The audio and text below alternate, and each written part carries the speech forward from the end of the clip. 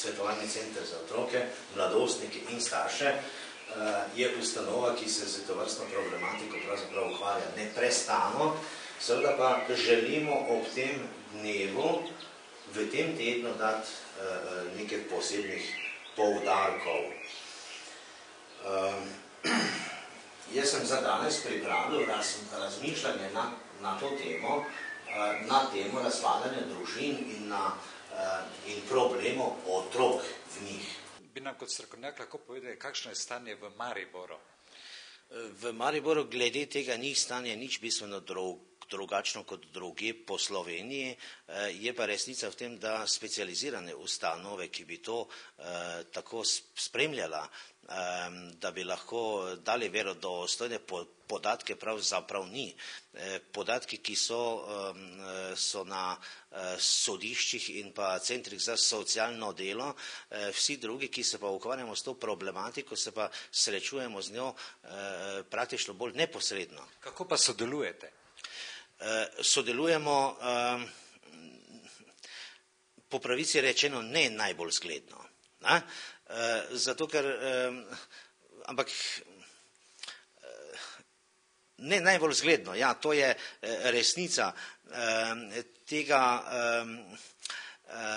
zavedanja, torej, da ko srečaš en problem, prevzameš odgovornost za njega in slediš temu problemu, pravzaprav, oziroma temu človeku z problemom do konca, tega pravzaprav ni.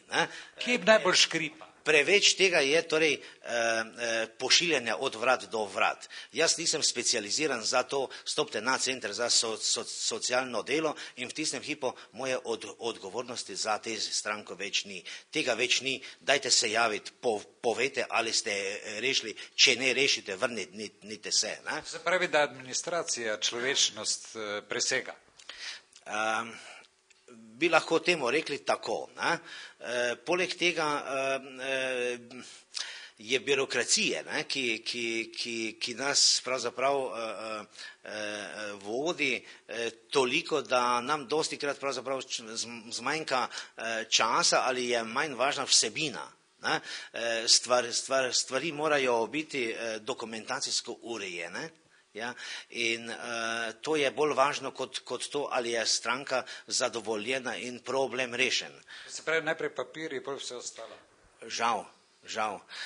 Kaj se pa tiče reševanja problemov otrok, ki so v teh zadevah, torej največje žrtve, je pa problem v tem, da otrok pravzaprav pred centrom za socialno delo in sodiščem ni stranka v postopku. Torej, predvsem se rešujejo pravice, zadovoljujejo potrebe staršev, ki so skregani, ki grejo narazen, ki perejo umazano perilo. Otrok, ki je pa v bistvu največja žrtev, pa nima ustreznega zastopnika, torej njegovi interesi so pa potisnjeni v drugo plat. Se pravi, da bi zdaj počasi otrok tudi rabil nekakšnega varnostnika svojega v obliki strokovnega dela. Ja, sej, že obstaja možnost zagovornika, ki zastopa otrokove pravice, vendar to vse po mojih izkušnjah ni dovolj.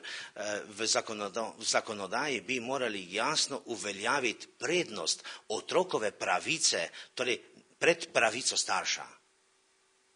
To se pravi, da kadar sta pravica dveh v kontradiktornosti, torej da ne moreš zadovoljiti obeh, mora biti zaščiten šibkejši, to pa je otrok. Kakšni so pa statistični podatki v Mariboru o takih otrocih? Žal vam na to vprašanje pa ne morem odgovoriti.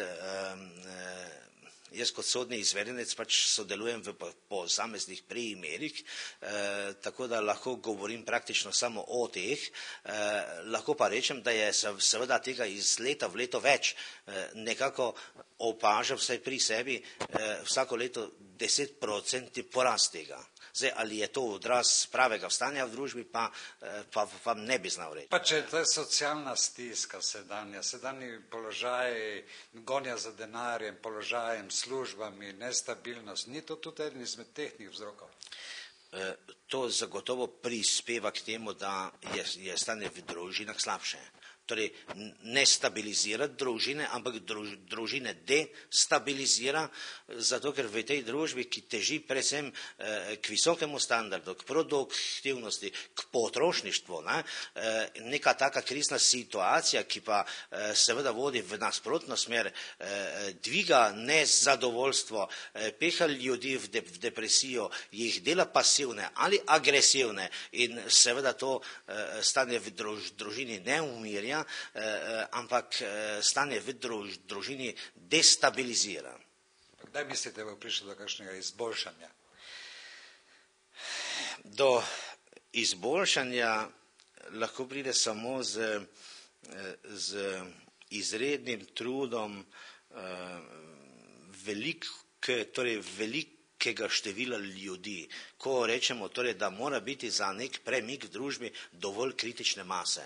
Torej, veliko moramo o tem govoriti, osveščati ljudi, širiti oziroma torej ustanavljati šole za starše, za srečno partnerstvo, torej seveda tudi ljudi usmerjati v osebnostni razvoj.